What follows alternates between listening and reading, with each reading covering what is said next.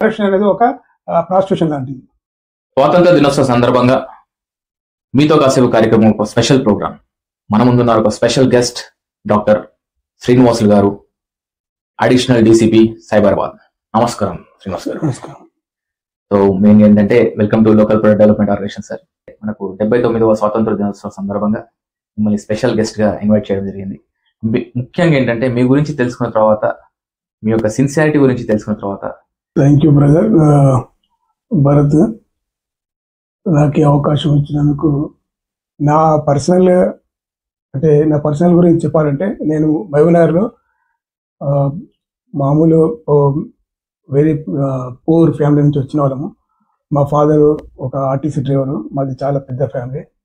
చాలా కష్టపడి చదువుకున్నాము. అది చిన్న మామూలు స్కూల్లో ఎప్పుడున్నాయి 4th, 5th క్లాస్ ఉన్నప్పటి నుంచి మేము ఆర్ఎస్ఎస్లో బ్యాక్గ్రౌండ్ ఉంది. ఆర్ఎస్ఎస్ శాఖలో జాయిన్ అయ్యి, ఆర్ఎస్ఎస్ ద్వారా మాకు చాలా ఒక దేశభక్తి కానీ, ఒక సమాజ సేవ కానీ అటువంటివన్నీ ఆటోమేటిక్గా నేర్చుకున్నాము.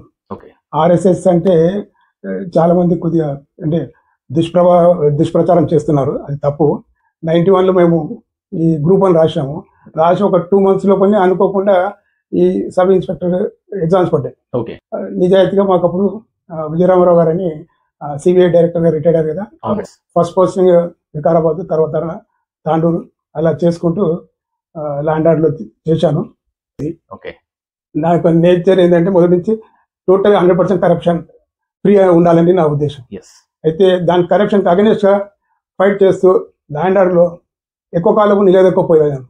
నిజాయితీగా ఉండాలనుకుంటే ఎన్నో విధాలైన అడ్డంకులు వచ్చేవి. అయినా సరే మేము నిలదొక్కుని చాలా ముందుకు పోయినాము. తర్వాత మాకు కావాల్సిన వెల్విషర్స్, కొంతమంది ఆఫీసర్స్ ల్యాండ్ ఆర్డర్లోనికి సరిపోదని చెప్తే నిజాయితీ గల ఆఫీసర్ ఉండేవారు. ఎవరంటే గోపాలకృష్ణ గారని, తర్వాత భూపతి బాబు గారని, కృష్ణరాజు గారని, రతన్ గారు, వీళ్ళందరూ సీనియర్ మోస్ట్ ఐపీఎస్ ఆఫీసర్లు, హానెస్ట్గా మారిపోయారు వాళ్ళు.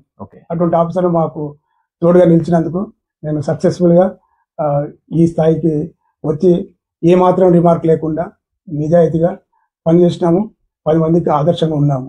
కరప్షన్ అనేది అది నా దృష్టిలో చాలామంది ఏదో క్యాన్సర్ అంటారు, క్యాన్సర్ కాదు. కరప్షన్ అనేది ఇది నేను ఈ కెమెరా ముఖంగా చెప్పకూడని వర్డ్, కానీ చెప్పాల్సిన సందర్భం వచ్చిందని చెప్తున్నా. కరప్షన్ అనేది ఒక ప్రాస్టిట్యూషన్ లాంటిది. ఎందుకంటే ఒక్కసారి తప్పు చేస్తే ఇంకా అది దానికి తప్పు చేస్తూనే ఉంటారు. ఒకసారి చేసినాం కదా ఇంకోసారి ఏమవుతుంది అనే ధోరణి పోతుంది. కానీ అవతల వాళ్ళు ఇంత ఎఫెక్ట్ అవుతారు, ఇంత మానసిక శోభ అంటే రకరకాల శోభను గురవుతారు.